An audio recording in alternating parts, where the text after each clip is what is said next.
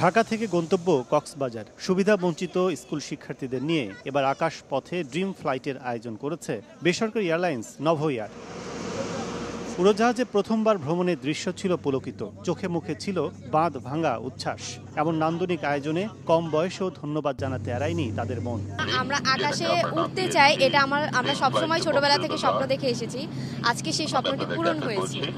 আমি এক্সাইটেড ছিলাম, আমার এখন অনেক ভালো লাগতেছে। ধন্যবাদ জানাই আমাদেরকে এরকম করে সুযোগ দেওয়ার জন্য। কক্সবাজার বিমানবন্দর নেমেই সাগরের বিয়াম বিচে পরিচ্ছন্নতা অভিযান শুরু করে শিক্ষার্থীরা। তাদের সঙ্গে অংশ নেয় স্থানীয় অনেক শিশু কিশোর। আমাদের দ্বারা বড়রাও ইন্সপায়ার হবে আর ময়লা নোংরা করবে না। দ্বিতীয়বারের মতো এ ভ্রমণে অংশ নিয়েছে জাগো ফাউন্ডেশন পরিচালিত স্কুলের বিভিন্ন শ্রেণীর ৩০ জন শিক্ষার্থী।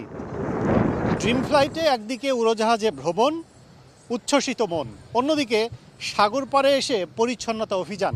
সব মিলিয়ে এই কোমলমতি শিশুদের মন মগজে নতুন স্বপ্নের জয়গান তুলে দিতে চায় নভোএয়ার। সেজন্যই আজকের এই আয়োজন। কক্সবাজার থেকে কাজল আব্দুল্লাহ, সময় সংবাদ।